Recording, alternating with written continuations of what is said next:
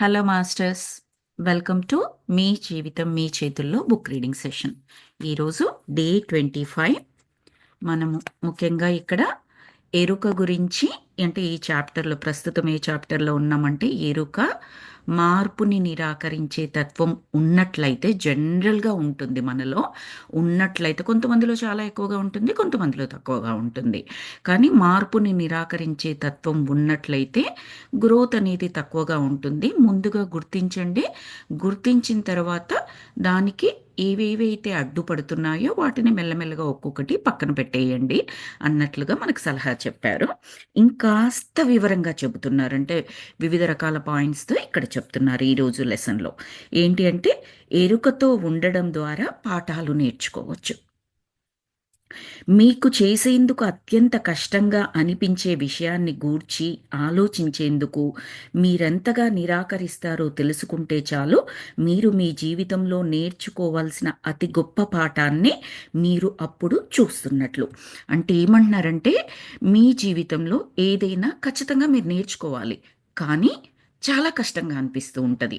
ఎప్పుడు ఆ పాఠం మీ ముందుకు వచ్చినా, దానికి సంబంధించిన పరిస్థితులు మీ ముందుకు వచ్చినా దాన్ని ఎలాగోలాగా తప్పించుకొని తిరగడం, వాయిదా వేయడం, ఒప్పుకోకపోవడం, ఇలా రకరకాలుగా నిరాకరిస్తూ ఉంటాము. అప్పుడు మనం గుర్తించవలసింది ఏంటంటే పదే పదే వస్తుందంటే ఆ యొక్క పాఠాన్ని మనం అంగీకరించాలి. దాన్ని నేర్చుకోవడానికి అడ్డుపడుతున్న అంశాలు ఏవో తెలుసుకుని నేర్చుకోవడం ద్వారా అది మన యొక్క ఈ జీవిత కాలంలో మనం ఆత్మ ఈ ప్రగతి కొరకు ఏర్పరచుకున్న పాఠము అని మనకు తెలుస్తుంది. అది ఆత్మ నేర్చుకోవాల్సిన పాఠము అని చెప్తున్నారు. ఖచ్చితంగా అది గుర్తించండి. మనం చాలా వరకు సంవత్సరాలు సంవత్సరాలు వాయిదా వేస్తూ ఉంటాం. అది నేర్చుకోవాలి, కానీ వాయిదాలతోనే గడిపేస్తూ ఉంటాం.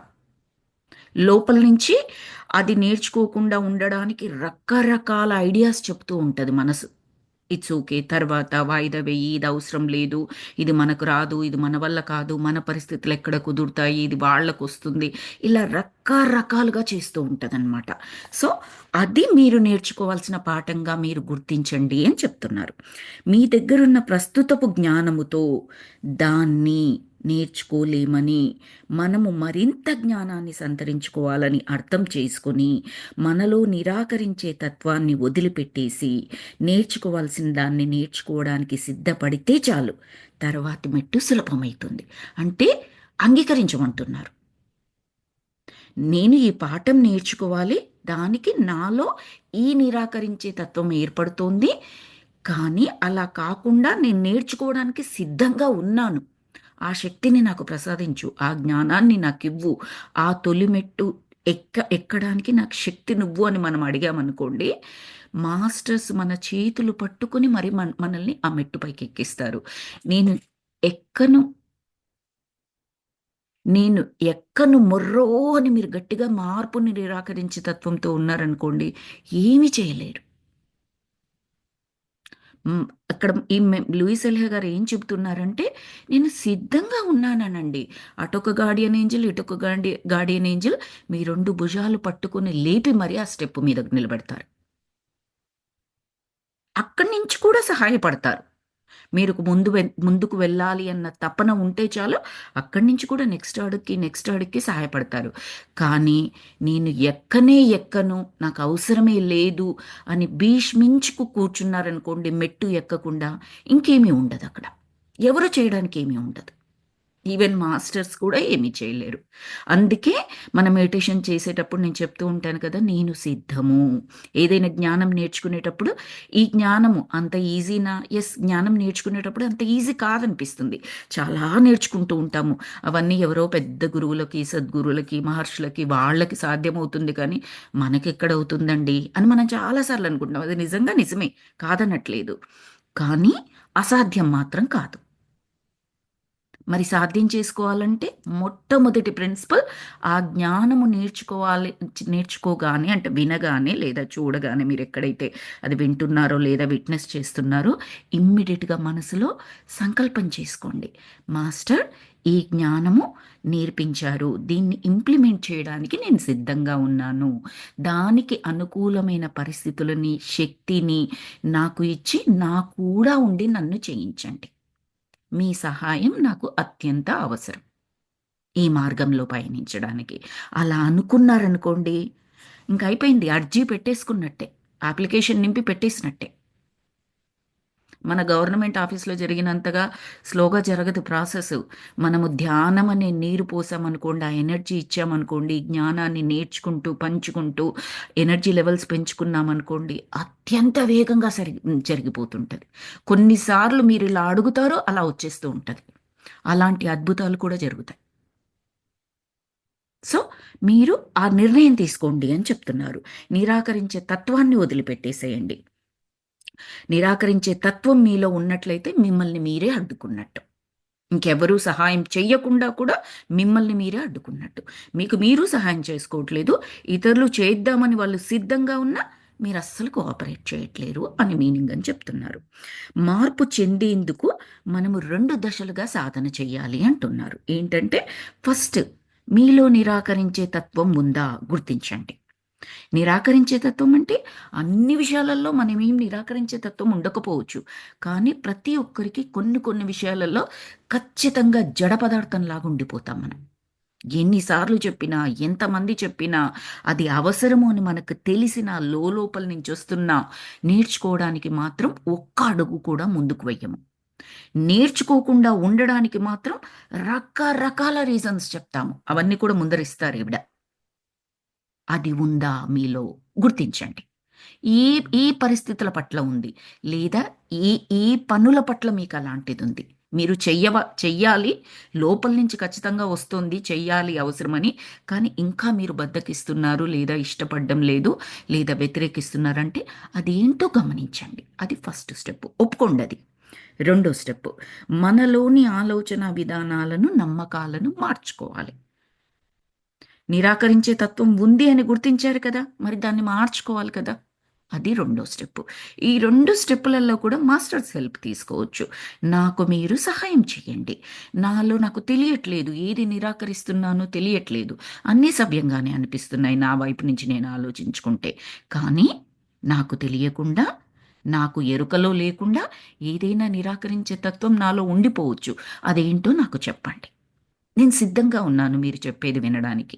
దాన్ని గ్రహించడానికి, యాక్సెప్ట్ చేయడానికి. రెండో స్టెప్ ఏంటి? అది మార్చుకోవడానికి కూడా సిద్ధంగా ఉన్నాను. నా శక్తి సరిపోవడం లేదు. మీరు నాకు శక్తిని అందించండి. నా కూడా ఉండి ఆ ప్రయత్నానికి తోడుగా ఉండండి అని చెప్పేసి కోరుకోవచ్చు. తర్వాత మిమ్మల్ని మీరు గమనించండి. మీలోని మార్పుని నిరాకరించే ధోరణిని మీరు మార్పు చెందకుండా ఎలా అడ్డుకుంటుందో గమనించి దాన్ని అర్థం చేసుకొని ముందుకు సాగిపోండి.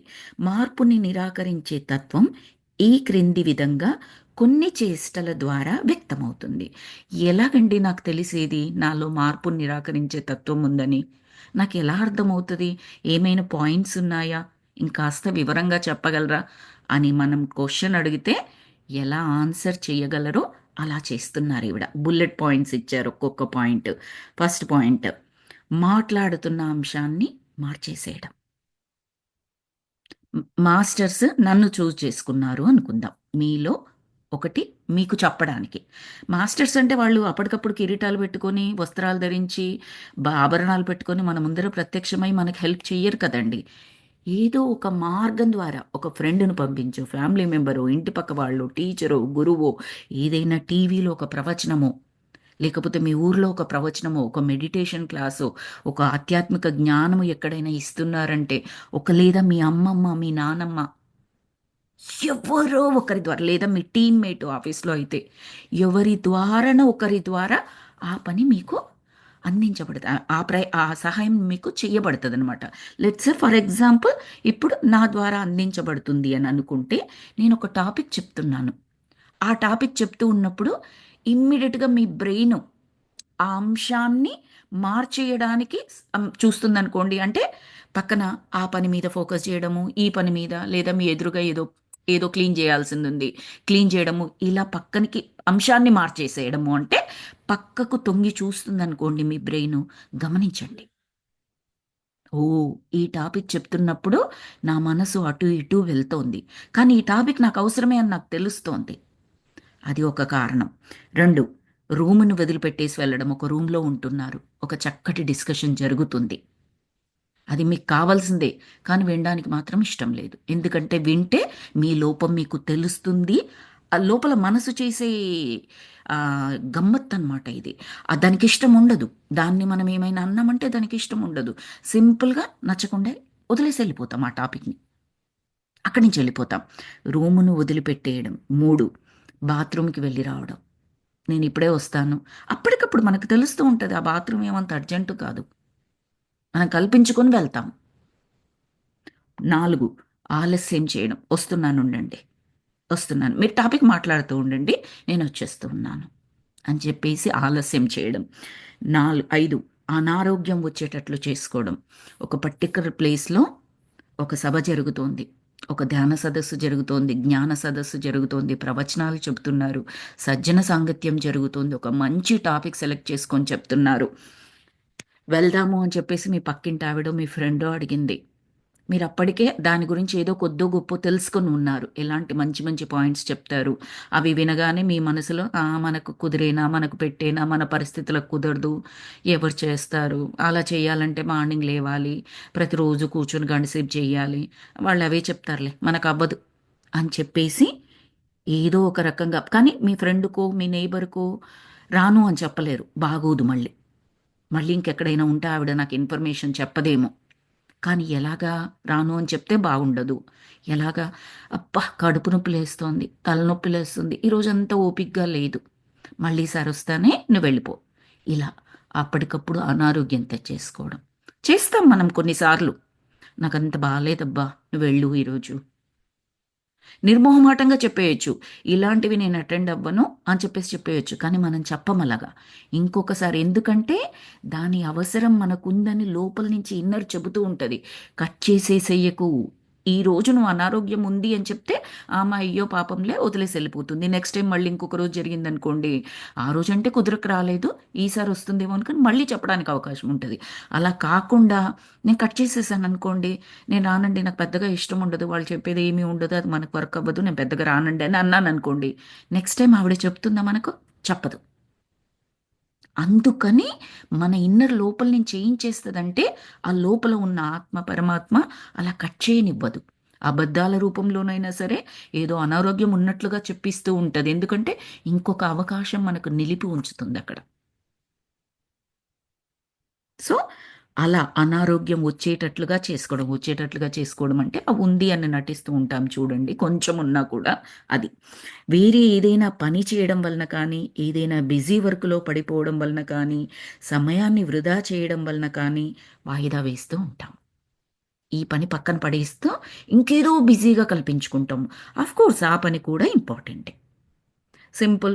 ఈరోజు ఆవిడొచ్చి నన్ను పిలుస్తది అని నాకనిపించిందనుకోండి, ఇంట్లో ఏదో క్లీనింగ్ సెక్షన్ నేను మొదలుపెట్టుకున్నాను. ఏదో వర్క్ మొదలుపెట్టుకున్నాను. గంటలు, గంటలు సాగిపోయేది.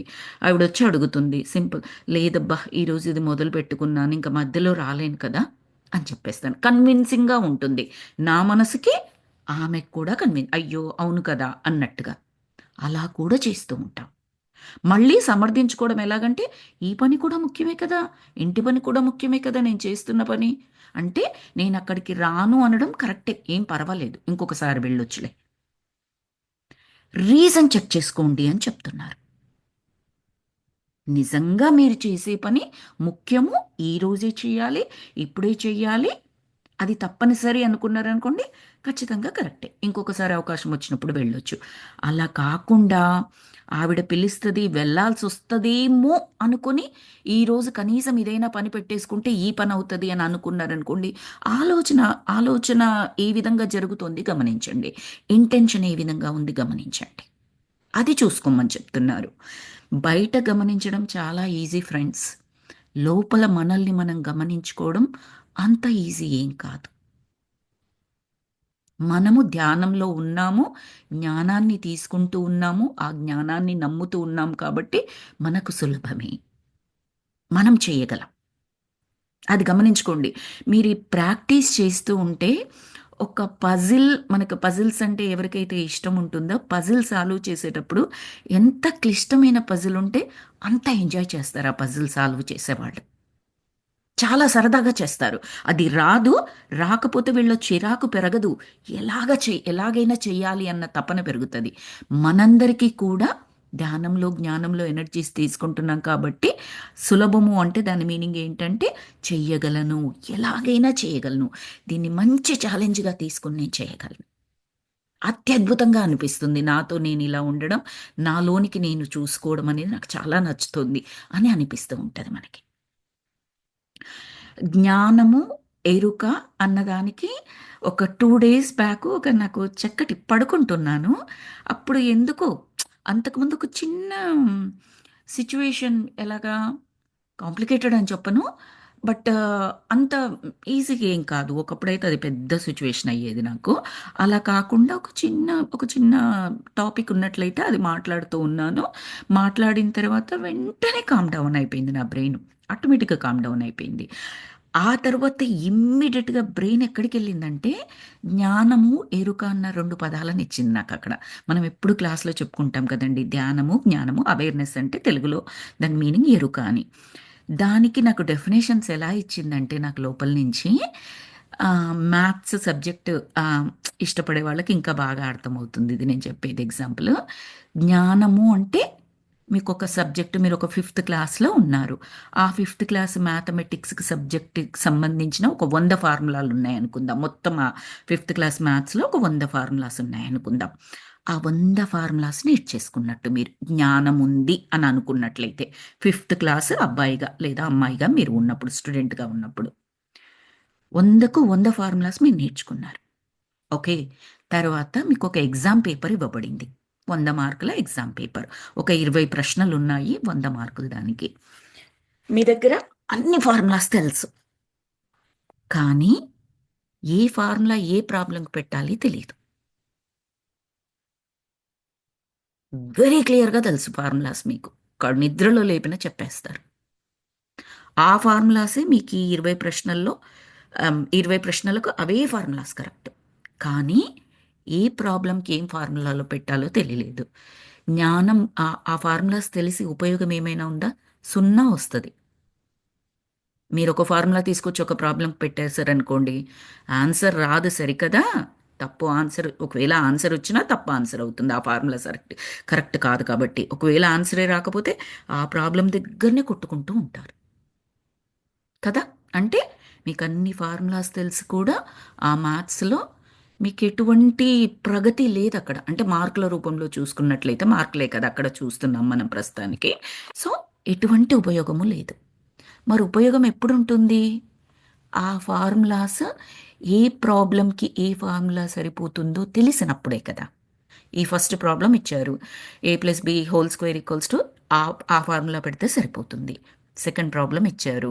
సమ్ ఏ స్క్వేర్ ఇంకొకటి A-B² అదేదో ఫార్ములా పెడితే సరిపోతుంది. పక్కాగా నాకు తెలిసింది. పక్కాగా తెలియకపోయినా పర్లేదు. 20 ప్రాబ్లమ్స్‌లో ఓ 15 ప్రాబ్లమ్స్‌కి తెలిసింది. 15 5లో 75 మార్కులయితే నాకొచ్చేస్తాయి కదా! మొత్తం అన్ని ప్రాబ్లమ్స్‌కి నాకు తెలిసింది. ఏ ప్రాబ్లమ్‌కి ఏం ఫార్ములా వాడాలో. 100కు 100 మార్కులొచ్చేస్తాయి కదా! సో, ఇక్కడ జ్ఞానం ఉండడం మాత్రమే సరిపోదు. ఎక్కడ ఏది పెట్టాలో తెలియడం అనేది ఎరుక. ఆ ఎరుక కూడా ఉన్నట్లయితే మన లైఫ్ ప్రాబ్లమ్స్ కూడా క్లియర్‌గా ఎప్పుడు, ఎక్కడ, ఏ విధమైన జ్ఞానం అప్లై చెయ్యాలి అనేది మనకు తెలుస్తూ ఉంటది. జ్ఞానం అనేది ఫార్ములాసు, ఎరుక అనేది ఏ ప్రాబ్లమ్‌కి ఏ ఫార్ములా వాడడమో తెలియడం అనమాట. అంత సింపుల్ మాస్టర్స్ నేర్చుకోవాలి అంటే. ఎందుకంటే చాలామంది మనలో ఏం చేస్తూ ఉంటామంటే, జ్ఞానాన్ని లోపలికి తీసుకుంటూనే ఉంటాము. కానీ అవేర్‌నెస్ మిస్ అవుతాము.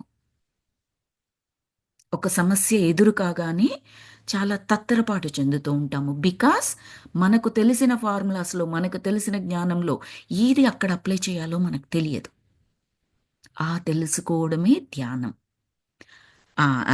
ఆ తెలుసుకోవడమే ఎరుక, అవేర్‌నెస్. మరి ఆ అవేర్‌నెస్ నాకెలాగ రావాలండి? ఇలాగే నిరంతరం ఆలోచన చెయ్యకపోతే మరీ మంచిది ప్రశాంతంగా ఉండడం. ఆలోచనలు చేసే గుణం ఉన్నట్లయితే మంచి ఆలోచనలు చేయడం, మంచి మాటలు మాట్లాడడం, మంచి వాటినే వినడం. నా వల్ల కావట్లేదు, ఆ మంచి చెడు తెలియదు, ఎలాగ కుదురుతుంది, నేను సొసైటీలో ఉన్నాను, చుట్టూ ఉన్న వాళ్ళు 1,00,000 మాటలు మాట్లాడతారు, అది నా వల్ల అవ్వట్లేదు అని అన్నారనుకోండి. సింపుల్. మనకు మన గార్డియన్ ఏంజల్స్, గైడింగ్ మాస్టర్స్ ఉంటారు. వాళ్ళు పుట్టుకతో పాటే ప్రతి ఒక్కరికి ఇద్దరిద్దరు ఉంటారు. గార్డియన్ ఏంజల్స్ పక్కనే ఉంటారు. ఇప్పుడు మీకు ఇద్దరు ఉన్నారు మీ పక్కనే, నా పక్కన నాకు ఇద్దరు ఉన్నారు. నేను చూడలేకపోతున్నా, వినలేకపోతున్నా, నా ఫ్రీక్వెన్సీ సరిపోవట్లేదు. అంతే తప్పిస్తే వాళ్ళు అక్కడ లేరని కాదు. ప్రతి ఒక్కరికి ఉంటారు. మనకు తోడుగా మనతో పాటు వస్తారనమాట. వాళ్ళతో నిరంతరం నేను దీనికి సిద్ధం, నాకు హెల్ప్ చేయండి, గార్డియన్ ఏంజల్స్, గైడింగ్ మాస్టర్స్ నాకు హెల్ప్ చేయండి, నేను సిద్ధం, నాకు హెల్ప్ చేయండి, అవేర్నెస్ని ఇవ్వండి, నాకు ఈ జ్ఞానం అంతా ఇస్తున్నారు, ఆ అవేర్నెస్ని కూడా ఇవ్వండి, ఏ ప్రాబ్లంకి ఏ సొల్యూషన్, ఏ ఫార్ములా వాడాలి నాకు చెప్పండి అని అనుకుంటూ అనుకుంటూ మీ ఎనర్జీస్ని పెంచుకున్నారనుకోండి, ఒక రోజుకి మీకు తెలిసిపోతుంది. అంతే కదండి. లెక్కల్లో ప్రాబ్లమ్స్లో ఇప్పుడు మీకు ఫార్ములాస్ పెట్టడం అలవాటు అయిపోయిన తర్వాత ఇంకే రకమైన ప్రాబ్లం ఇచ్చినా కూడా ఫార్ములా ఏదో మీకు ఏది పెట్టాలో మీకు అర్థమైపోతుంది. అన్ని ఫార్ములాస్ మీకు వచ్చు. ఎంత క్లిష్టమైంది ఇస్తే ఏంటి, ఎన్ని వందల స్టెప్పులు ఉంటే ఏంటి, నాకు ఏ ఫార్ములా పెట్టాలో తెలుస్తుంది. ఒకదాని తర్వాత ఒకటి, ఒకదాని తర్వాత ఒకటి స్టెప్ వేసుకుంటూ వెళ్ళిపోతూనే ఉంటాను. అంత సులభంగా ఉంటుంది. మన పరమ గురువులు, సద్గురులు, వాళ్ళకి ఎంత ప్రాబ్లం వచ్చినా మనకన్నా చాలా పెద్ద పెద్ద ప్రాబ్లమ్స్ ఉంటాయండి వాళ్ళకి. బికాస్ వాళ్ళు ఒక పొజిషన్లో ఉన్నారు. చాలా చాలా చాలా మందిని ప్రభావితం చేసే పొజిషన్లో. మనని మనం చూసుకోవడం అనేది చాలా ఈజీ. మనము చెప్పేది అవతల వారికి అర్థమై వాళ్ళతో చేయించడము, వాళ్ళను కూడా ఆ మోక్ష స్థితికి తీసుకెళ్ళడం అనే సంకల్పంతో వస్తారు కదా ఈ గురువులు. చాలా పెద్ద టాస్క్ అది. చాలా పెద్ద టాస్క్. ఎన్నో రకాలుగా ఉంటాయి. ఇవాళ రేపట్లో మనకు లీగల్‌గా, సొసైటీ పరంగా, ప్రభుత్వ పరంగా, పొలిటికల్‌గా, ఫైనాన్షియల్‌గా రకరకాలుగా ప్రాబ్లమ్స్ ఉంటాయి. వాళ్ళకేమి ఉండనట్టుగా వాళ్ళన్నీ ఏది చెప్తే అది అయిపోతుంది. వాళ్ళ కింద వేల మంది, లక్షల మంది ఉంటారు అనుకుంటాము. మేనేజ్ చెయ్యడం అనేది ఎంతో కష్టమైన పని. కానీ ఎక్కడ కూడా కనిపించదు మనకు వాళ్ళల్లో. ఎన్ని సభలు, ఎన్ని సమావేశాలు, ఎన్ని దేశాలు తిరుగుతుంటారు, ఎన్ని లక్షల మందితో పనులు చేస్తుంటారు. ఒక్క ప్రాజెక్ట్ అయిపోగానే ఇంకో ప్రాజెక్ట్, ఒక్క ప్రాజెక్ట్ ఇంకో ప్రాజెక్ట్. ఒక ప్రాజెక్ట్కి మనం వాలంటీర్ చేసి చూడండి మీరు. నెక్స్ట్ ఇమ్మీడియట్గా ఇంకో ప్రాజెక్ట్ ఇస్తే కొద్ది రోజులు అయ్యాక చేస్తానండి, just I need some time. మరి వాళ్ళకి ఇది అయిపోకముందే ఇంకో దానికి రూపకల్పన చేసేస్తూ ఉంటారు వాళ్ళు. మరి ఎంత ఎంత పెద్ద పనులండి. కానీ ఎక్కడా కూడా కనిపించదు. ఎందుకంటే వాళ్ళకి ఆ రెండు ఉన్నాయి, జ్ఞానము, ఎరుక. ఒక స్టెప్ తర్వాత ఒక స్టెప్ వెళ్ళిపోతూనే ఉంటారు వాళ్ళు ఇంకా. ఎక్కడ కూడా తొనకడం, బెనకడము, ఆగిపోవడం అనేది జరగదనమాట. కొన్ని దగ్గరలో స్లో అవుతుండొచ్చు, కొన్నిసార్లు ఫాస్ట్ అవుతుండొచ్చు. ఏది ఉన్నా ఆ ప్రయాణం మాత్రం ఆగిపోకుండా వాళ్ళు వెళ్ళిపోతూనే ఉంటారు. వాళ్ళతో పాటు ప్రయాణించే వాళ్ళని తీసుకెళ్తూనే ఉంటారు వాళ్ళు. వాళ్ళ గోలు వాళ్ళతో పాటు ప్రయాణించే వాళ్ళని వాళ్ళంతగా వాళ్ళకన్నా మించి తయారు చేయడమే. ఆ ఫైనల్ పాయింట్ ఎక్కడైతే ఉందో అక్కడికి చేర్చడం అనమాట వాళ్ళ ఉద్దేశం. తరువాత దిక్కులు చూడడం లేదా కిటికీలోంచి బయటికి చూడడం. ఎవరైనా ఏదైనా చెప్తుంటే మనకి ఇంట్రెస్ట్ లేదనుకోండి, అటు ఇటు చూస్తూ ఉంటాము. అలా ఏమైనా చేస్తున్నారో గమనించుకోండి. ఊరికే మ్యాగజైన్ తిరిగేయడం, అక్కడ ఓ పుస్తకమో, పేపరో ఏదో ఉంటుంది. ఊరికే అవతల వాళ్ళు మాట్లాడుతుంటే మనకు నచ్చలేదు, సింపుల్‌గా అలా చేస్తూ ఉంటాము. ఇంకొకటి దృష్టి నిలపకపోవడం. అటు ఇటు దిక్కులు చూస్తూ ఉంటాము. ఏమీ ఉండదు, ఊరికే అటు ఇటు దిక్కులు చూస్తూ ఉంటాము. ఏ కారణం లేకుండానే త్రాగడం లేదా స్మోకింగ్ చేయడం. లైక్ అలాంటి సిట్యుయేషన్స్‌లో, అలాంటి ఎన్విరాన్మెంట్స్‌లో ఉన్నట్లయితే కొంతమంది అక్కడ జరుగుతున్నది వినకుండా ఇలాంటి వాటికి ఆహ్, మొగ్గు చూపడం అన్నమాట. లేదా ఎవరితోనైనా కొత్తగా సంబంధాన్ని సృష్టించుకోవడం లేదా ఉన్న సంబంధంతో తెగతింపులు చేసుకోవడం. ఆ ఫ్రస్ట్రేషన్‌లో తనను తాను ఒప్పుకోకుండా ఉండి ఏం చేస్తారు అంటే, ఎక్కడో ఒక దగ్గర ఒక పెద్ద సంఘటన జరిగితే గాని వాళ్ళకి తృప్తిగా ఉండదు. సింపుల్. ఒక దగ్గర కట్ చేస్తారు, ఇంకొక దగ్గర అనవసరమైన దగ్గర మొదలు పెడుతూ ఉంటారు. అదేదో కొత్త దారి అన్నట్టుగా ఫీల్ అవుతూ ఉంటారు, కొత్తది అన్నట్టుగా ఫీల్ అవుతూ ఉంటారు. అలా కూడా అవ్వచ్చు. ఫ్రస్ట్రేషన్లో మనం చూస్తూ ఉంటాము, ఎంతోమంది ఎన్నో రిలేషన్స్ బ్రేక్ చేసుకుంటూ ఉంటారు. ఆ బ్రేక్ చేసుకోవడానికి చాలా ఎనర్జీ కావాలి. వాళ్ళు సింపుల్ అనుకుంటారు, దానికే చాలా ఎనర్జీ కావాలి. అందులో సగం ఎనర్జీ ఖర్చు పెట్టి ఆలోచించుకున్నా, మనలో మార్పుని తెచ్చుకున్నా, ఆ రిలేషన్ కట్ చేసుకోవాల్సిన అవసరమే ఉండదు actual. Half energy is needed. తర్వాత గతంలో లాగా ఓటమిని పునఃసృష్టించుకోవడం. అంటే మనం ముందర అనుకున్నాం కదా, మన వల్ల అవుతుందా, మనకు కాదు, మన పరిస్థితులు లేవు, ఇంతకుముందు చేశాను, ఇప్పుడు అయ్యేది ఏముంది, మనకెవరు కోఆపరేట్ చేయరు, హెల్ప్ చేయరు, ఆ పరిస్థితులు లేవు, ఇలా అనుకొని అప్పట్లాగే రిజల్ట్స్ నాకు తెలిసి నేను ఎన్నిసార్లు చేసినా నాకు ఇలాగే వస్తుంది, ఇలాంటి ఆలోచనలను నిర్మాణం చేసుకోవడం బ్రెయిన్లో. ఇంకెందుకు వస్తుంది? గెలుపు ఎక్కడి నుంచి వస్తుంది? నీ మీద నీకు నమ్మకం లేదు, నీ ఆలోచనలన్నీ కంప్లీట్ ఓటమి చుట్టే తిరుగుతున్నాయి. ఆలోచన అంటే ఎనర్జీ. సో నువ్వు దేనికి ఎనర్జీని ఇస్తున్నావు? ఓటమికి ఎనర్జీని ఇస్తున్నావు. ఎక్కడ నీ గెలుపుని నువ్వు కోరుకుంటున్నావు? కోరుకోవట్లేదు. ఇంకెలా వస్తుంది? నీ గెలుపు నువ్వే కోరుకోకపోతే నీ పక్కన ఉన్న ఇద్దరు గార్డియన్ ఏంజల్స్ కూడా ఏమీ సపోర్ట్ చేయలేరు. నువ్వు ముందు సరి అయిన ఆలోచన చెయ్యి, పాజిటివ్ ఆలోచన చెయ్యి, మిరాకులస్ ఆలోచనలు చెయ్యి. ఇవన్నీ చేయకపోయినా మానే, కానీ నెగిటివ్ ఆలోచనలు చెయ్యకు. నాకు రాదు, నా వల్ల కాదు, నేను చెయ్యలేను, నాకు వాళ్ళు చెయ్యరు, వీళ్ళు చెయ్యరు, ఇదవ్వదు, అదవ్వదు, ఒకప్పుడు ఇంత అయింది, ఫ్యూచర్లో ఇంతే, ఇంకా నా జీవితం, ఇలాంటివి స్టాప్. Just stop it. అది నువ్వు మాత్రమే తీసుకోవాల్సిన స్టెప్. ఆ స్టెప్ తీసుకొని మారడానికి సిద్ధంగా ఉన్నాను, ఏమేమి మార్చుకోవాలో తెలుసుకోవాలి అనుకుంటున్నాను, వాటికి సహాయం చేయండి అంటే సహాయం చెయ్యడానికి ఎన్నో దారులు చూపిస్తాడు. అప్పుడు అవేర్నెస్తో ఉండి మనం వాటిని పట్టుకొని మనం ముందుకు వెళ్ళొచ్చు. అది కూడా ఈజీ చేస్తాడు. ఫస్ట్ చెప్పేది ఏంటంటే, నువ్వు ఒప్పుకోరా బాబు, నువ్వు సిద్ధంగా ఉండరా నాయనా, నేను చూసుకుంటాను అంటాడు. అది మనం చేయాల్సింది అక్కడ. తర్వాత కార్లని, ఇంటి సామాన్లని, పైప్ లైన్లని మొదలైన వాటిని పాడు చేసుకోవడం లేదా పగలగొట్టుకోవడం. అంటే ఆ కోపంతో, చిరాకుతో, ఫ్రస్ట్రేషన్తో బ్రేక్ చేస్తూ ఉంటాం కదా, అలాంటివి. జస్ట్ ఒక 2, 3 ఎగ్జాంపుల్స్ అలా ఇచ్చారు. తరువాత విషయం తెలుసుకోకుండా ముందే నిజమని నమ్మేయడం. విషయం తెలుసుకోకుండా అంటే ఇప్పుడు కొన్ని ఉంటాయి.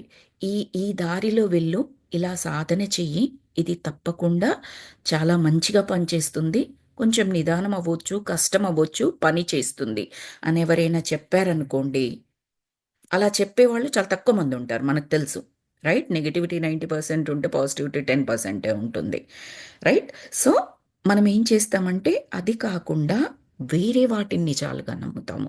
లేదు, ఈ దారిలో వెళ్ళిన వాళ్ళకి ఎప్పుడూ రిజల్ట్స్ జరగలేదట, చాలా స్లో ప్రాసెస్ అట, ఓ 100 సంవత్సరాలు పట్టింది, ఓ 90 సంవత్సరాలు పట్టింది, లేదా వాళ్ళకి ఎవ్వరికీ మధ్యలోనే వెళ్ళారు, మధ్యలోనే ఆపేసారు, మధ్య వరకు వెళ్ళారు, అక్కడే ఆపేశారు, ఇంక ఇది అవ్వదు అని చెప్పేసి. ఇలాంటివి నేను చాలా విన్నాను, కాబట్టి నువ్వు చెప్పేది నేను నమ్మను, ఇలా అనుకోవడం. ఎస్, మీరు విన్నవన్నీ కూడా కరెక్టే, కానీ వాళ్ళు చివరికంటా వెళ్ళలేదు. వాళ్ళ ఆలోచనలో స్థిరత్వం లేదు, వాళ్ళ ఆలోచనలు పాజిటివ్గా లేవు, వాళ్ళని వాళ్ళు నమ్మలేదు, వాళ్ళు నడుస్తున్న దారిలో వాళ్ళు నమ్మకంగా వెళ్ళలేదు, ఏదో వెళ్ళిపోయారు అంతే. అప్పుడు ఎలా వస్తుంది? అవ్వదు. ఆ ఎగ్జాంపుల్స్ మనం తీసుకోకూడదు. మనం ముందుకు వెళ్ళాలి అనుకుంటున్నప్పుడు ఆ వెళ్ళిన దారిలో ఎవరైతే మున్ముందుకు వెళ్ళారో వాళ్ళ ఎగ్జాంపుల్స్ తీసుకోవాలి. వాళ్ళు 10% ఉండనివ్వండి, 1% ఉండనివ్వండి, నాకు ఆ పర్సంటేజ్తో సంబంధం లేదు. ఆ దారి సరి అయినది అని తెలిసింది, ఆ దారిలో వెళ్ళిన వాళ్ళు ఏ విధంగా వెళ్ళారో నేను తెలుసుకోవాలనుకుంటున్నాను, అంతే. పీరియడ్. సో అది. తర్వాత ఎన్నోసార్లు మనలో మార్పుని నిరాకరించే తత్వాన్ని సమర్థించుకునేందుకు ఇతరుల గురించి లేదా మనకు తెలియని వాటిని గురించి కొన్ని విషయాల్ని ముందే నిజమని భావిస్తాం. ఇప్పుడు లాస్ట్ చెప్పుకున్న పాయింటే. మనకి ఏది కన్వీనియంట్‌గా ఉందో దాన్ని నమ్మేస్తూ ఉంటాము. యాహ్! నేను చెప్పాను కదా, నేను చెప్పాను కదా, ఆ దారి అయితే కష్టం అని చెప్పేసి వాళ్ళందరూ కూడా అదే చెప్తున్నారు. చూడండి, ఇప్పుడు మీరు ఈ 10 మందిని అడగండి, 9 మంది అదే చెప్తున్నారు. మరి నేను అదే చెప్పాను. అది కుదరదులేండి నాకు. ఇలా సమర్థించేసుకోవడం. అది కాదు. మీ లోపల నుంచి ఆ లోపల ఒకటి 2 సాగుతూ ఉంటాయి సంఘర్షణలు. మనసొకటి చెబుతోంది, బుద్ధొకటి చెప్తుంది. మీ బుద్ధి జ్ఞానం బేస్డ్ మీదుగా ఇలా చెయ్యరా నాన్న కష్టంగా ఉంటుంది కానీ తర్వాత చాలా బావుంటుందని. మనసేం చెప్తుందంటే ఇదిగో వీళ్ళందరూ ఓటమి పాలయ్యారు. నువ్వు చేస్తే ఏం ఒరిగేది లేదు, పెట్టేది లేదు. ఇందులో ప్రయాణం చేస్తూ ఉన్నప్పుడు కష్టాలు ఎక్కువగా ఉంటాయి, ఇబ్బందులు ఎక్కువగా ఉంటాయి. ప్రతిరోజు టైంకి ఈ టైంకి లేవాలి. ఇలా కష్టపడాలి. ఏం మిగతా వాళ్ళందరూ సుఖంగా జీవితం హాయిగా గడుపుతున్నారు కదా, నీకు అవసరమా అది? ఏం పర్లేదులే. ఇది చెబుతూ ఉంటుంది. చెక్ చేస్తూ ఉండాలి ఆ సంఘర్షణని. ఏదైతే ఇప్పుడు ఈ మనసు ఇలా పైకి లేస్తూ ఉంటుందనుకోండి, దాన్ని మనము ఫస్ట్ నియంత్రణ చేయొచ్చు, కంట్రోల్ చేయొచ్చు చెప్పడం ద్వారా. మెల్లమెల్లగా మెల్లమెల్లగా దాని జ్ఞానాన్ని చెబుతూ, నువ్వు చెబుతున్నావు కానీ ఇది రైట్ కాదు, ఇంకెప్పుడు నన్ను అలా ప్రోత్సహించకు, ఆ విధంగా నాకు చెప్పకు, నేను ఇది విన్నాను, ఈ జ్ఞానం రైటు, ఇదే గుర్తు చేయి నాకు నెక్స్ట్ టైం.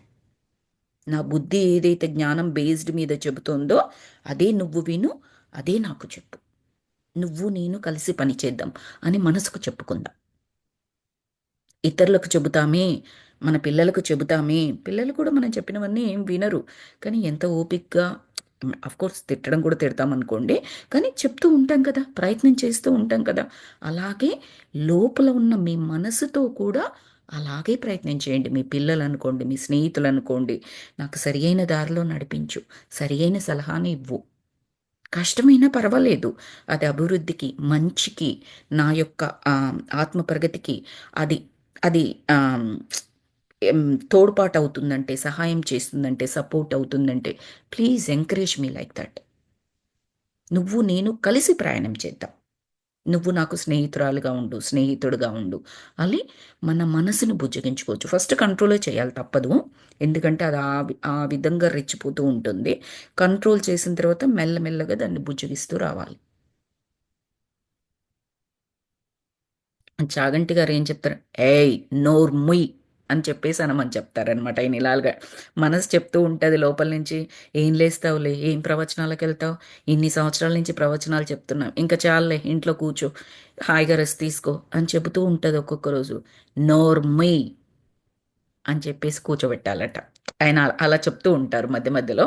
అలా ఫస్ట్ ఆ నోరు ముయ్ అని చెప్పేసి గట్టిగా చెప్పి, ఆ తర్వాత మంచి స్నేహితంగా ఉండడమే మంచిది. కానీ అది ఫస్ట్‌లో స్నేహితంగా ఉంటే కుదరదు. ఫస్ట్ ఆ దారిలోకెళ్ళి దాన్ని కూర్చోబెట్టేసి అక్కడి నుంచి మన దారిలోకి తెచ్చుకోవాలి. ఇప్పుడు నేను వెళ్ళి క్లాస్ చెప్తున్నాను, ప్రవచనం చెబుతున్నాను, అది చేస్తున్నాను అన్నప్పుడు యెస్, వెరీ గుడ్ మాస్టర్, వెళ్ళండి, చెయ్యండి. చాలా జరుగుతుంది. 20 ఇయర్స్ చేశారు. ఇంకా ఎన్నో సంవత్సరాలు మీరు ప్రవచనాలు చెప్పగలరు. ఎంతోమందికి హెల్ప్ చేయగలరు మీ ప్రవచనాల ద్వారా. వెళ్ళండి మాస్టర్ అని చెప్పేలాగా దాన్ని మనం ట్రైన్ చేయాలి.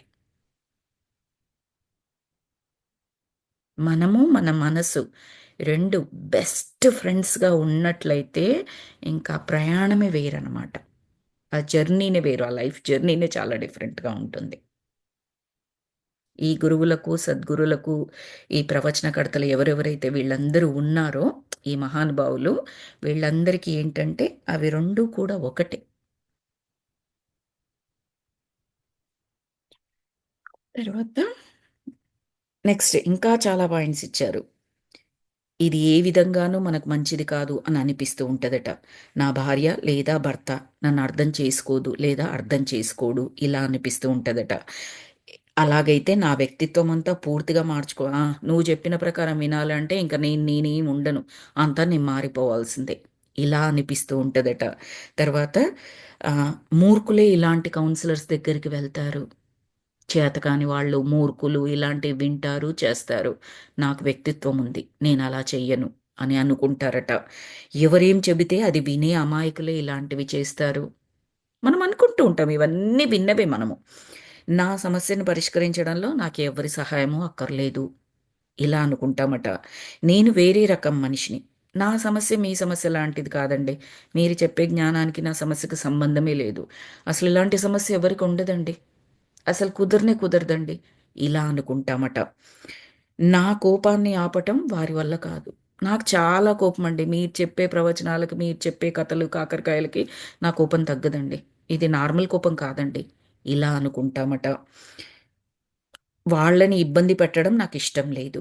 వాళ్ళని ఇబ్బంది పెట్టడం అంటే, వీళ్ళిప్పుడు ఏదో మార్పు చేసుకోవాలి. ఆ మార్పు ద్వారా చుట్టూ ఉన్న ఫ్యామిలీ మెంబర్స్ ఎవరైతే ఉంటారో, వాళ్ళకి కూడా కొద్దిగా ఈ మార్పు వలన కొద్దో గొప్పో చేంజ్ అనేది ఉంటుంది కదా! అది నాకిష్టం లేదు. నేను రోజు ఒక 4 గంటలు మెడిటేషన్‌కి నేను కేటాయించాలి. కేటాయిస్తే నా ఫ్యామిలీకి ఇక్కడ ఇబ్బందవుతుంది. అంటే కొన్ని దగ్గరలో అడ్జస్ట్‌మెంట్స్ చేసుకోవాల్సి ఉంటుంది కదా! అది నాకిష్టం లేదు. ఇలా అనుకోవడం. యాక్చువల్‌గా అక్కడ అడ్జస్ట్‌మెంట్ అవసరం ఉండదు. మనకు మనమే అడ్జస్ట్‌మెంట్ చేసుకోవచ్చు. ఆ ఎక్కువ గంటలని ఏదైతే అనుకుంటున్నామో, మనకు మనము ఎరుకతో మన డైలీ స్కెడ్యూల్‌ని చూసినట్లయితే చక్కగా ఆ వేస్ట్ టైం ఎక్కడెళ్తుందో అక్కడి నుంచి తీయొచ్చు మనం. కొన్ని కొన్ని సార్లు ఇప్పుడు ఈ క్లాసులుంది. ఆ పర్టిక్యులర్ టైంలోనే మనకి ఇంకొకటి ఉంటుంది. ఆ టైంలో అడ్జస్ట్‌మెంట్ అవసరం అవుతుంది. కానీ ఆ అడ్జస్ట్‌మెంట్ ఎవరు చేస్తారు అంటే మన మాస్టర్స్ చూసుకుంటారు.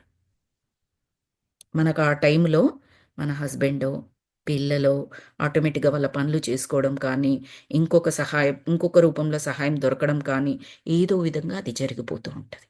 అది మాస్టర్స్ చూసుకుంటారు. బికాజ్ కరెక్ట్‌గా నేను ఇదే టైం క్లాస్ చెప్తాను. అదే టైం మీరు క్లాస్ వినాలి. కానీ అదే టైంకి మీకు ఇంకొక పనుంది. అది మీరేమి చేంజ్ చేసుకోలేరు. ఆఫీస్ అనుకోండి, స్కూల్ అనుకోండి, పిల్లలు, భర్త రిలేటెడ్ ఉంటాయి మనకు. అవి అవన్నీ కామన్‌గా ఉండేవి. మరి అవి ఎలా కుదురుతుంది? ప్రతిరోజు అంటే కుదరదు కదా! కుదిరిన రోజల్లా మీరు అటెండ్ అవ్వండి. కుదరని రోజు కుదిరే విధంగా మాస్టర్స్ చూసుకుంటారు. ఎప్పుడు మీరు సంకల్పం పెట్టుకుంటే. నేనెలాగైనా అటెండ్ అవ్వాలి. ఎలాగైనా వినాలి. ఎలాగైనా ప్రాక్టీస్ చేయాలి దీన్ని. నేను సిద్ధం అనుకున్నారు. ఎక్కడ ఏ డిస్టర్బెన్సు జరగకుండా మీకు సహాయం అందించబడతది. ఎలా అనే క్వెషన్ మీకొద్దు. అది మిరకిల్ మనకి. మన దృష్టిలో, హ్యూమన్ దృష్టిలో ఎలా అనే ఆన్సర్‌కి ఆలోచించినట్లయితే, ఆ ఆన్సర్ అనేది ఒక అద్భుతం. అద్భుతాలు మాస్టర్స్ చేస్తారు. ఎవరి ద్వారా? మన ద్వారానే. ఎలాగా? మనం సంకల్పం తీసుకొని, ఆ జ్ఞానం పెంచుకొని, ఎనర్జీస్‌ని పెంచుకున్నట్లయితే, మన చుట్టూ ఉన్న వాళ్ళ ఎనర్జీస్‌ని పెంచి, వాళ్ళ ద్వారా సపోర్ట్ ఇప్పిస్తారు. కొన్నిసార్లు దానికి సమయం పడుతుంది. మనం ఓపికగా ఉండాలి. అది మన ఓపికకు పరీక్ష. కానీ నమ్మండి. అది జరిగి తీరుతుంది. కాస్త ముందు, కాస్త వెనక. మీకు స్లో అవుతుందంటే దాని ఉద్దేశ్యం ఆ ప్రాసెస్ స్టాప్ చేయడం కాదు. మీ సాధన పెంచండి. మీ యొక్క పర్సనల్ టైం ఏదైతే ఉంటుందో, అక్కడ మీరు ఏదైతే విశ్రాంతి అనుకుంటున్నారో, దాన్ని తగ్గించుకోండి కావాలి అంటే. ఆ తర్వాత సుఖపడేది, సంతోషంగా ఉండేది మీరే. నాకిన్ని గంటలు నిద్ర కావాలి అనుకున్నారనుకోండి, ఓ గంట నిద్ర తగ్గించుకోండి. అప్పుడు సాధన చేయండి. ఆ సాధనలో వచ్చేది, నిద్రలో వచ్చే ఎనర్జీ కన్నా ఎన్నో టైమ్స్ బెటర్ ఉంటది. కానీ మనం నమ్మము యాక్చువల్లీ. సో, అలాగ చేయండి. అప్పుడు మీకు సహాయము మాస్టర్స్ చేస్తారు డిఫరెంట్ డిఫరెంట్ వేస్‌లో. అలాగే సమస్య వచ్చిన దారినే పోతుందిలే. అదే వచ్చింది, అదే వెళ్ళిపోతుంది. ఉంటాయి. కొన్ని సమస్యలు అలాగ కూడా ఉంటాయి. జస్ట్ కాలమే నిర్ణయిస్తుంది, కాలమే పరిష్కరిస్తుంది అంటాం గదా! కొన్ని సమస్యలకి మన చేత ప్రతిచర్య ఏం అవసరం ఉండదు. అలాంటివి కొన్నుంటాయి. ప్రతి ఒక్కరి జీవితంలో ఉంటూ ఉంటాయి. అది వస్తూ ఉంటాయి. జస్ట్ విట్‌నెస్ చేస్తాము. అదెళ్ళిపోతూ ఉంటుంది. మనం అక్కడ ఎంత కంట్రోల్డ్‌గా, ఎంత నియంత్రణతో ఉన్నాము అన్నది పరీక్ష అక్కడ మనకి. మనం ఏం సాల్వ్ చేయక్కర్లేదక్కడ. అంటే మీనింగ్ ఏంటంటే, ఇప్పుడు ఇంతకుముందు ఒక ఎగ్జాంపుల్ చెప్పుకున్నాం కదా! 100 మార్కుల మ్యాథ్స్ పేపర్ ఉంది. 20 ప్రాబ్లమ్స్ ఇచ్చారు. అందులో ఒక 15 ప్రాబ్లమ్స్ చేస్తే చాలు 100 మార్కులు అని అనుకుందాము. మిగతా 5 ఆప్షనల్సో, చాయిసో ఏదో అంటారు కదండీ! అన్నీ మనం అటెంప్ట్ చేయాల్సిన అవసరం ఉండదు. ఈ సెక్షన్‌లో 5 ఇచ్చారు, 4 రాస్తే చాలు. Full marks. ఈ సెక్షన్‌లో 3 ఇచ్చారు. 2 అటెంప్ట్ చేస్తే చాలు. మూడోది ఆప్షనల్. ఆ మూడిట్లో ఏదైనా 2 అటెంప్ట్ చేయండి. అన్న టైప్‌లో మనకు కూడా కొన్ని ప్రాబ్లమ్స్ ఉంటాయి. అంటే వాటిని జస్ట్ విట్‌నెస్ చేస్తాం. సాల్వ్ చేయవలసిన అవసరం లేదు. అది మన నియంత్రణకు పరీక్ష. మనం విట్‌నెస్ చేయగలమా? మళ్ళీ దాన్ని కూడా సాల్వ్ చేయాలని కింద మీద పడిపోయి మనం ఇది చేస్తామా? అది అది అది పరీక్ష అన్నమాట మనకక్కడ. మరి అది నాకెలా తెలుస్తుందండి? ఈ ప్రాబ్లమ్ సాల్వ్ చేసేదా, విట్‌నెస్ చేసేదా? అగైన్ గో బ్యాక్ టు ఎరుక, అవేర్‌నెస్. అక్కడికే మనం వెళ్ళాల్సింది. తరువాత ఇలా ఈ సమస్యలతో నేనిలా వేగాల్సిందే. ఇంతవరకు ఎవరు ఇలాంటి సమస్యలను పరిష్కరించుకొని ఉండరేమో! ఇలా కూడా అనుకుంటాము. నాకొచ్చిన సమస్య ఇంతవరకు ఎవరికీ రాలే. ఇన్ని సమస్యలు ఎవరికీ లేవు. ఉన్నా ఎవరూ పరిష్కరించలేదు. ఇంక నా జీవితం ఇంతే, ఇలాగే తెల్లారిపోవాల్సిందే. ఇలా అనుకుంటూ ఉంటామట. ఇది కూడా మార్పుని నిరాకరించే తత్వమే. ఇంకా కొన్ని నమ్మకాలుంటాయట మనలో. ఎలాగంటే మనందరము కొన్ని కొన్ని నమ్మకాలతో పెంచబడతాము. అవి కూడా మనల్ని మార్పు చెందనివ్వకుండా నిరాకరిస్తూ ఉంటాయి. అలాంటి కొన్ని పరిమితమైన నమ్మకాల్ని నేనిక్కడ ఇస్తున్నాను. ఈ విధంగా ఎక్కడా జరగలేదు. ఇదసలు నిజం కానే కాదు. ఇలా చేయడం అస్సలు కరెక్ట్ కాదు. నాకైతే అసలు కరెక్ట్ కాదు. అలా చేయడాన్ని అసలు స్పిరిచువాలిటీ ఒప్పుకోదు తెలుసా? ఆధ్యాత్మికం పదంలో ఉన్నవారికి కోపమొస్తుందా? కోపం రాదు. అలాగే స్త్రీలు అలా చేయకూడదు, మగవాళ్ళు ఇలా చేయకూడదు, లేదా స్త్రీలు అలా చెయ్యరు, మగవాళ్ళు ఇలా చెయ్యరు, అలాంటి నమ్మకాలట. మా కుటుంబంలో ఎవ్వరూ ఇంతవరకు అలా చేసలేరు. ఇలాంటి నమ్మకాలు. ప్రేమ వ్యవహారాలు నాలాంటి వారికి కాదు. అక్కడికెళ్ళడానికి చాలా దూరం. ఏదైతే మీరు చెబుతున్నారో అది వెళ్ళడం చాలా దూరం. దాని కొరకు చాలా శ్రమించాలి. నా వల్ల కాదు. దానికి చాలా ఖర్చవుతుంది. నా దగ్గరంత డబ్బు లేదు. అది చేయడానికి చాలా కాలం పడుతుంది. అమ్మో! అది వర్త్ కాదు. అన్ని రోజులు, అన్ని ఏళ్ళు అంటే నా వల్ల కాదు. అది వర్త్ కాదు నాకు. నేనసలు నువ్వు చెప్పేది నేను నమ్మను. నేను మీరేదైతే చెబుతున్నారో ఆ జ్ఞానం తీసుకోవడానికి సంబంధించిన వ్యక్తిని కాదు. నాది టోటల్లీ డిఫరెంట్ థింగ్. నేనలాంటి వ్యక్తిని కాను. ఇలాంటి నమ్మకాలు ఉంటాయట. అలాగే ఇతరులు మనలోని నిరాకరించే తత్వాన్ని సమర్థించుకోవడానికి విషయాన్ని ఇతరులపైకి నెట్టేసి మన శక్తినంతా వారికిచ్చేస్తాము. బాగా గమనించండి ఈ వర్డ్. మనలోని నిరాకరించే తత్వాన్ని సమర్థించుకోవడానికి విషయాన్ని సింపుల్‌గా ఇతరులపై పెట్టేసి మన శక్తినంతా వారికిచ్చేస్తున్నాం. ఇతరుల పైన బ్లేమ్ చేయడం అంటే మీనింగ్ ఏమంటున్నారంటే, మన శక్తిని మొత్తం వారికిచ్చేసేయడము అని చెప్తున్నారు. మన రిమోట్ మనకు చాలా సార్లు చెప్తూ ఉంటారు. వాట్సాప్‌లో కోట్స్ కూడా వస్తూ ఉంటాయి. మన రిమోట్ అవతల వాళ్ళకివ్వకూడదు. వాళ్ళొచ్చి ఒక మాట అంటారు. అది నీకు సంబంధమే లేదు యాక్చువల్లీ. అంటే నీ గురించి తప్పుగా అర్థం చేసుకొని కంప్లీట్ తప్పుడు ఇన్ఫర్మేషన్‌తో నిన్నంటూ ఉన్నారు. విపరీతంగా బాధపడిపోతాం. అక్కడ చేయాల్సింది మనం ఏంటంటే, అస్సలంటే అసలు మనసు రెస్పాండ్ అవ్వకూడదు. అది మీకు సంబంధించిందే కాదు. మీ గురించి పూర్తి అవాస్తవం. ఎందుకని బాధపడాలి? అసలు సంబంధం లేదది. కానీ మనం అసలు నేనట్లా చెయ్యనే చేయలేదు. నా గురించి ఇంత అవాస్తవమా? 100% ఆపోజిట్‌గా అంటున్నారు. ఎంత బాధేస్తదండి నాకు. నేనెంత మంచిదాన్ని. నాకసలు కోపమే రాదు. అందరికీ సహాయం చేస్తాను. అన్నీ ఇస్తూ ఉంటాను. అన్నీ షేర్ చేస్తాను. ఎవరిని ఏమి ఇబ్బంది పెట్టను. కానీ వీళ్ళొచ్చేసి నేను చాలా స్వార్థపరురాలు. నేనెవరితో షేర్ చేసుకోను. అందరివి నేనే లాక్కుంటాను. ఇలా అంటున్నారండి. ఎంత బాధేస్తది చెప్పండి నాకు? అని అనుకుంటూ ఉంటాం మనం. అక్కడ 100% మనము ఇన్ ద సెన్స్ మన లోపల మనసు బిహేవ్ చేయాల్సిన విధానం ఏంటంటే, అసలు రవ్వంత కూడా రెస్పాన్స్ ఉండకూడదు. బికాస్ అది 100% అసత్యం. వాళ్ళన్నంత మాత్రాన సత్యం కాదు. మిగతా వాళ్ళు విన్నంత మాత్రాన సత్యం కాదు. నువ్వెప్పుడైతే దాన్ని అంగీకరిస్తున్నావో, దాన్ని రెస్పాండ్ అవుతున్నావో, నీ ఎనర్జీ ఖర్చు పెడుతున్నావో, అప్పుడు అది సత్యమా అనిపించే విధంగా ఉంటుంది. నీ శక్తిని ఖర్చు చేస్తున్నప్పుడే, అప్పుడే దానికి పవరొస్తుంది తప్పిస్తే, నువ్వు రెస్పాండ్ అవ్వకపోతే దానికి పవరుండదు. ఎవరు నమ్మినా, నమ్మకపోయినా దానికి పవరుండదు. మీలోని నిశ్చలత ఏదైతే ఉంటుందో దానికే పవరుంటుంది. స్ పైగా ఏమంటున్నారు? శక్తిని మొత్తం వారికిచ్చేసేయడం, బ్లేమ్ చేయడం అంటే. సో, అవతల వాళ్ళు మిమ్మల్ని అనడం ద్వారా ఏం చేస్తున్నారంటే వాళ్ళ శక్తిని ఖర్చు చేసుకుంటున్నారు. మనమేం చేయలేం. వాళ్ళ శక్తిని వాళ్ళు వాళ్ళు ఖర్చు చేసుకుంటే. మనం చేయాల్సిందేంటి? దానికి రెస్పాండ్ అవ్వకుండా ఏ విధంగా బయటకు అనకుండా ఉండడం కాదు. లోపల కూడా ఫీల్ అవ్వొద్దు. వివేకానంద స్టోరీ మనం చాలా సార్లు చెప్పుకున్నాము. వాళ్ళు బెగ్గింగ్‌కెళ్ళినప్పుడు ఒక ఆవిడ తిడుతూ ఉంటది. ఒక ఆవిడ సగం అరటి పండిస్తుంది. ఇంకొకరు బియ్యం ఏదో పెడతారు. శిష్యులు ఇంటికొచ్చేసి బాధపడుతూ ఉంటారు. వాళ్ళు ఇలా అన్నారేంటి? బెగ్గింగ్ చేసుకుంటున్నారు. యువకులే కదా మీరు చక్కగా కష్టపడి సంపాదించుకోవచ్చు కదా! అని ఆవిడ తిట్టింది కదా! అని చెప్పేసి వీళ్ళు బాధపడుతూ ఉంటే వివేకానందులు శిష్యులని అంటారనమాట. ఓహ్! అక్కడి నుంచి ఇక్కడి వరకు మీరు బియ్యము, అరటిపండుతో వాళ్ళ తిట్లు కూడా మోసుకొని వచ్చారా మీరు? నేనవక్కడ జూలలోనే వేసుకోలేదు ఆమె తిట్లు అంటారాయన. సగం అరటిపండు, సగం అంటే సగం మురిగిపోయింది, సగం మంచిగుంది. ఆయన తీసుకున్నది మంచి అరటిపండును మాత్రమే. మిగతా సగం ఎక్కడ పడేయాలో అక్కడ పడేశారు. ఆ బియ్యం వండుకోవడానికి పనికొస్తాయి. ఆ తిట్లు అస్సలు వీళ్ళకనవసరం. కాబట్టి ఆమె తిట్టినప్పుడు ఆమె నోటి గుండా బయటికి ప్రసరించిన ఆ ధ్వని తరంగాల్ని ఈయన తీసుకోలేదసలు. ఆ శక్తిని ఈయన తీసుకోలేదు ఈయనలో. అందుకని ఈయనలో ఏ చలనము లేదు దాని పట్ల. శిష్యులందరూ వాటిని ఇంటి వరకు మోసుకొచ్చుకున్నారు మనసులో, మైండ్‌లో. కాబట్టి వాళ్ళకు బాధ కలిగింది. కాబట్టి వాళ్ళ శక్తి ఖర్చయింది.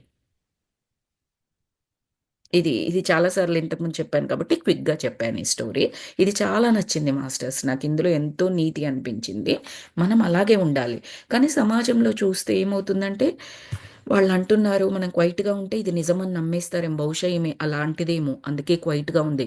లేపోతే ఆన్సర్ చెయ్యదా? నేను అలాంటి దాన్ని కాదని ఊరుకుంటుందా వాళ్ళ అవతల వాళ్ళంటుంటే. ఇది ఎక్కువగా అయిపోయి సమాజం ఇలాగే ఉండడం వల్ల ఆ బిహేవియరే కరెక్ట్ అనుకుంటున్నాం. కానీ అది కాదు వాస్తవం. మీరొక పెద్ద గురువు దగ్గరికెళ్ళేసి ఒక పెద్ద బ్లేమ్ చేయండి వాళ్ళని. ఇన్ పర్సనే వెళ్ళేసి మీరిలాగండి, మీరలాగండి అని చెయ్యండి. ఎంతమంది దానికి ఆన్సర్ ఇస్తారో చూడండి. పట్టించుకోను కూడా పట్టించుకోరు. ఒక పేపర్‌లో, ఒక సభలో వచ్చింది అంటే రెస్పాన్స్ ఇస్తారు. రెస్పాన్స్ ఇవ్వడం ఎందుకు అంటే, వాళ్ళు రెస్పాన్స్ ఇవ్వడం ద్వారా వాళ్ళ శిష్యులు కానీ, వాళ్ళ అభిమానులు కానీ, వాళ్ళలో ప్రశాంతత ఉంచడానికి. లేకపోతే వాళ్ళందరూ గొడవ చేస్తారు కదండీ! ఈ గురువుగారు ఉండే ఎనర్జీ స్టేట్‌లో శిష్యులు వాళ్ళందరూ ఉండరు. వాళ్ళకి చాలా కోపం వచ్చేస్తూ ఉంటుంది. మా గురువుగారిని అంటారా? మా గురువుగారు అలా కాదు, ఇలా కాదు అని చెప్పేసి ఈ కింది వాళ్ళు చప్పుళ్ళు మొదలుపెడతారు. అది కాకుండా ఉండడానికి మాత్రమే వాళ్ళు మాట్లాడుతూ ఉంటారు. వాళ్ళ కిందకి ఏ బ్లేమ్ తీసుకోరు. సద్గురు మీదకి చాలా బ్లేమ్స్ వచ్చాయి. ఆయన ఆన్సర్ చెప్పే దగ్గర చెప్తారు. చెప్పని దగ్గర అసలు ఆన్సర్ కూడా ఇవ్వరు. ఏది సపోర్ట్ చేయరు. సో, అక్కడ మన ఇగో ప్లే చేస్తూ ఉంటదనమాట. మనం ఆ ఇగోని తగ్గించుకోవడమే మన ఆత్మ ప్రగతిలో ముందుకు అడుగు వేయడం అనమాట. ఇగో ఉన్నంత కాలం నేను అనేది ఉంటుంది. ఇగో మీన్స్ కరెక్ట్‌గా చెప్పాలి అంటే నేను అనే భావం. నేను నన్నంటారా? నేనిది చేశాను.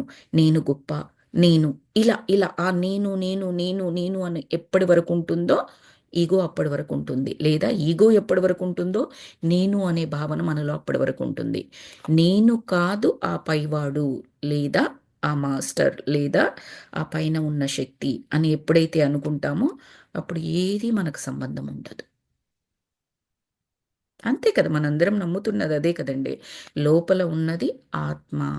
ఆ ఆత్మ మనలో ఆత్మ ఏదైతే ఉందో ఆ ఆత్మని పరమాత్మ స్వరూపంగా అనుకుంటున్నాము. ఆ పరమాత్మ స్వరూపం ఉన్నంత వరకే ఈ శరీరం అనేది స్పందిస్తూ ఉంటుంది. ఆ పరమాత్మ స్వరూపం ఈ శరీరం నుంచి విడివడిన మరుక్షణం ఈ శరీరం అనేది సింపుల్ స్టిక్ అంతే కట్టే. సో, ఆ నేను అనేది పరమాత్మ స్వరూపం అనుకుంటే, ఆయన ఇంకెక్కడ తప్పు చేసేదుంటుంది? వేరే వాళ్ళ దానికి రెస్పాన్స్ ఇచ్చేదెక్కడుంటుంది ఆయనకి? ఏది ఉండదు. అన్నీ ఆయనే చేయిస్తున్నప్పుడు, ఆయన అన్నీ సవ్యంగానే చేస్తున్నప్పుడు, తప్పు అనేది ఉండదు కదండీ! అవతల వాళ్ళు అన్నంత మాత్రాన ఏమీ ఉండదు. ఇప్పుడు నేను కూర్చొని, నాకు శివుడు ఇష్టం, విష్ణువుని ఇష్టం వచ్చినట్టుగా అన్నాననుకోండి, ఆయనకేమైనా తక్కువవుతుందా? నాకేమైనా ఆయన ప్రూవ్ చేయాల్సిందుంటుందా? లేదు. అందుకే ఇగోని కంట్రోల్ చేయడం లేదా ఈగోని కంప్లీట్‌గా వానిష్ చేయడం అనేది అత్యంత ముఖ్యమైన స్టెప్. ఆ ఈగోని జీరో చేసినట్లయితే 100% స్పిరిచువాలిటీలో ఉన్నట్టు మనం. ఆ రమణ మహర్షి, వివేకానందులు, వీళ్ళెవరైతే పెద్ద పెద్ద మాస్టర్స్ ఉన్నారో, రామకృష్ణ పరమహంస, శారదామాత, వీళ్ళు పెద్ద పెద్ద మాస్టర్స్ ఉన్నారు కదా! వాళ్ళ పక్కన మన పేరు కూడా పెట్టొచ్చు. ఈ నేను ఈక్వల్స్ టు జీరో అనుకుంటే. ఆ నేను ఈక్వల్స్ టు పూర్ణాత్మ అనుకుంటే, పరమాత్మ అనుకుంటే. చిన్న చిన్న సంఘటనల ద్వారా ఆ నేను మనలో ఎంత ఉంది మనల్ని మనం గమనించుకోవడానికి సిచ్యువేషన్స్ ఏర్పడుతూ ఉంటాయన్నమాట.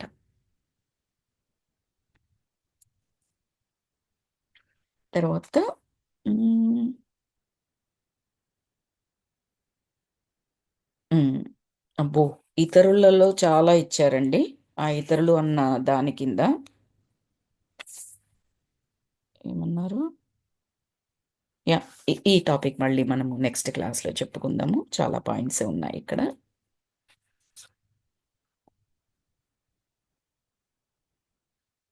Okay masters. మనం ఇక్కడికి స్టాప్ చేసుకుందాం ఈరోజు. నెక్స్ట్ క్లాస్‌లో మళ్ళీ కంటిన్యూ చేసుకుందాం. Thank you so very much for joining today's session. Let me stop the recording.